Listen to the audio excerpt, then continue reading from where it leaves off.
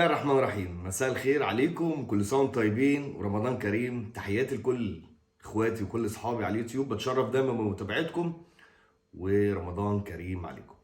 طبعا في خلال الساعتين اللي فاتوا دول خروج مرتضى منصور. امبارح كان في بيان من وزاره الشباب، يعني بيان كان بصراحه وانا اشدت بيه امبارح، كان بيان محترم على الحاله اللي موجوده وحاله الاحتقان اللي كانت موجوده في الفتره الاخيره. المفروض بقى خلاص يعني يعني الموقف اللي هو حصل له دوت، وال 30 يوم اللي عدوا بالقضيه اللي كانت موجوده مع كابتن محمود الخطيب، المفروض خلاص بقى يعني تخرج. اول حاجه يعني طبيعي ان انت كرئيس نادي المفروض اول حاجه بتخرج بتقول لجمهور الزمالك بوعدكم ان شاء الله باذن الله نصلح الفتره اللي جايه، ونشوف مشاكل الكوره، ونشوف اسباب الخروج، ونشوف المدرب، ونشوف اللعيبه، ونشوف الصفقات اللي ما اضافتش حاجه لنادي الزمالك. فوجئنا بالفيديو اللي انتشر على السوشيال ميديا، بصراحه فيديو مستفز جدا. يعني انت لسه خارج ولسه يا دوبك بتشم نفسك وبتقول لسه عايز اتشطف. طب يا اخي، طب اول حاجه شوف اسرتك، شوف اهلك، شوف احفادك. وانا قلتها امبارح، قلت ان الموضوع خروجه هيخرج للخلافات الشخصيه، مش لمصلحه النادي، وهيحاول ان هو على قد ما يقدر يصفي حساباته مع كابتن محمود الخطيب، مع ابراهيم، مع كل اللي اختلف معاهم في الفتره الاخيره.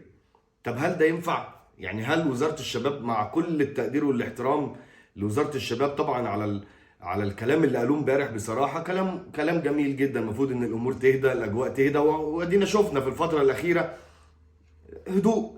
ولا في حد بيشتم حد، ولا بيطلع يتكلم على حد، ولا بيسب حد، ولا بيتكلم في اعراض حد. ده يا دوبك لسه ما كملش 30 ثانيه اول ما شاف الكاميرا، هوب يلا انا اسد ومش اسد. ايه ده؟ خلاص بقى انت كبرت، انت راجل كبرت خلاص. كبرت والله بجد. المفروض ان احنا في شهر مفترج، شهر كريم. يا اخي اطلع قول للناس انا بعتذر لكم، كل واحد اخطأت في حقه، انا بعتذر له وبتأسف وببدأ صفحة جديدة. مش طالع انا اسد، والاسد عمره ما بيعيط وبيزعل، وبرضه بتتكلم كلام تاني على تزوير الانتخابات. ايه ده؟ ايه ده؟ كفايه بقى، كفايه بجد. انت ما زهقتش يا اخي؟ يا اخي بجد انت ما زهقتش؟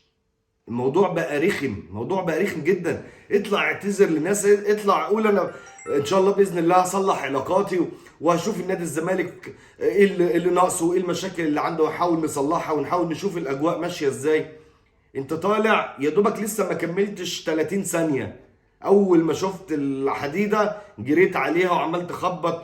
وكلمه عيب ان تتقال على رمز من رموز النادي الاهلي كابتن محمود الخطيب، يعني اهبل وعبيط وانا اسد ومش اسد. ما خلاص بقى يا عم الكلام ده. الناس اللي بتقعد تطبل لك، والناس اللي بتقعد تتكلم عليك وتسقف لك، كفايه بقى. انت ما زهقتش يا اخي؟ احترم سنك، احترم سنك، انت بجد كبرت، والله كبرت خلاص. يعني بينك وبين يعني طولة العمر للجميع. المفروض اللي زيك انت لسه خارج في شهر مفترج، الناس صايمه، الناس في اسر، في عائلات دلوقتي بيتجمعوا مع بعض، بيفطروا مع بعض، بيتسحروا مع بعض. مش ممكن اول ما ترجع عمال تشتم في ده وتغلط في ده، وانت اللي زورت لي انتخابات ايه يا عم؟ انتخابات ايه حتى يا اخي؟ الحته السياسيه مش محترمها. تزوير انتخابات ايه؟ تزوير انتخابات ايه؟ انا مش عارف بصراحه. هو انت عشان ما نجحتش يبقى تزوير؟ ايا كان بقى الموقف، الواحد الحمد لله ملوش في الاجواء السياسيه والكلام السياسي ده، متعبه بصراحه، وانا ما بحبش اتدخل فيها، لان في الاول والاخر انا لاعب كوره يعني. فانت طالع عمال تشتم وتغلط، وهنزل بيان وهفضح مصر كلها. ايه ده يا اخي؟ ايه ده يا اخي بجد؟ احنا الكوره بقت صعبه قوي يا اخي. اتكلم كوره، اطلع اتكلم على الاخفاقات الفتره اللي فاتت لنادي الزمالك، والصفقات الفشنك اللي موجوده، والصفقات اللي ما لعبتش ولا اضافت، والاخفاق اللي انت خروجك من دوري المجموعات بشكل مسيء لاسمه ونادي الزمالك. الموضوع فعلا بقى رخم، موضوع يعني هنرجع بقى تاني للسب والقذف والاعراض، والامه هتقعد تصفي حساباتك مع ابراهيم ومع كابتن محمود الخطيب مع استاذ خالد مرتجى. وفي ناس كتيره جدا بتتكلم على تصريح استاذ خالد مرتجى. الراجل ولا اتكلم في حاجه، الراجل بيتكلم بيعلي من شأن النادي، ما غلطش في حق حد، ما غلطش في رموز، ما اتكلمش على اعراض، ما سبش حد، ما اهانش حد، ما قالش ده انا اسف يعني فلان الفلاني ده عبيط.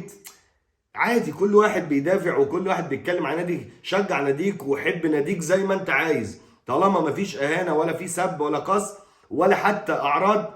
يا اخي دي كوره. اما ده طالع حاله الاحتقان رجعت وابتدت السوشيال ميديا تنتشر والكلام والبيان. ايه يا اخي؟ ايه ده؟ انت ما زهقتش كلام هو ويا خطيب ومش عارف ايه ايه ده؟ خلاص بقى، خلاص بقى، انت كبرت. كبرت والله بجد. المفروض خلاص بقى يا اخي. ده انت اللي زيك، قلت هقولها تاني، تقعد كده بسبحه وتقعد تصلي وتدعي ربنا وتخلي الناس تسامحك على كم الالفاظ اللي انت قلتها وكم الشتائم اللي انت قلتها وكم الاعراض اللي انت قلتها على ناس اموات وناس عايشه وكم الاسلوب في الفتره الاخيره. انت برضو ما حرمتش، برضو ما حرمتش خارج برضو تشتم وتغلط وبيانات. سيب بقى الحديده يا اخي. ويا ريت احمد وامير مرتضى يا اخي ما تقول لابوكوا ده يهدى شويه. يا ابني انتوا يعني بتتكلم بجد.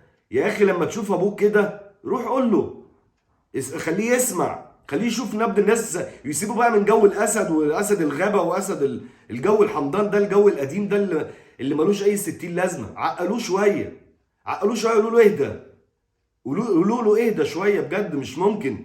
هيعمل لكم مشاكل كتيره صدقوا والله، هيعمل لكم مشاكل كتير جدا، تخلي الناس تكرهكم وخلي الناس ما حدش يبقى معاكم ولا حد حتى يستلطفكم. قولوا له اهدى. والناس المطبلاتيه اللي يقعدوا يقولوا له اسد مش عارف، والجو اللي هو انت اسد ومش اسد والجو ده، خلاص بقى يعني، خلاص بقى كلام قديم قوي. انت بقالك 3 سنين فيه يا عم. خلاص بقى اخرج، شوف بقى، شوف ظروف النادي، شوف بقى مشاكل النادي، شوف الصفقات، شوف المدير الفني. اوعد جماهيرك ان الموسم اللي جاي يبقى موسم كويس، موسم استثنائي، تعمل موسم قوي. اما انت خارج تصفي حساباتك وعملت بلبله وعملت مشاكل، ما اللي هتغلط في حد هيطلع يرد عليك. ما طالما ما فيش احترام ما حدش هيحترمك. خلاص الموضوع ان انت تتكلم وتقعد تغلط وتقل ادبك وتغلط في اشخاص وتتكلم، خلاص بقى. ما هو طالما انت يا اخي، ده وزاره الشباب امبارح منزله. اتمنى ان وزاره الشباب، هل الكلام اللي نزل ده هيتطبق ولا هل الكلام ده اللي نازل مجرد يعني؟ انا شايف ان هو كده بيضرب يعني ولا في دماغه ولا فارقه معاه اصلا. فالمفروض ان في احترام المؤسسات، سواء مؤسسه رياضيه، مؤسسه عسكريه، اي جميع المؤسسات كل لها التقدير والاحترام. لازم يبقى في احترام ولازم يبقى في هدوء شويه. احنا في شهر مفترج وفي ايام مفترجه.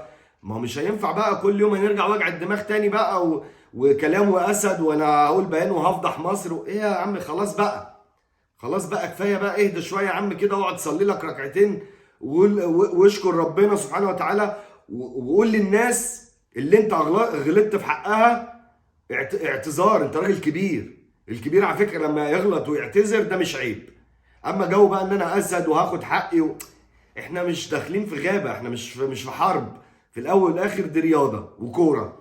الاجواء اللي حصلت دي وانا اتكلمت فيها امبارح، هيحصل مشاكل وهتبتدي الاهانات والكلام والسب والاعراض والكلام المتداول في الفتره الاخيره.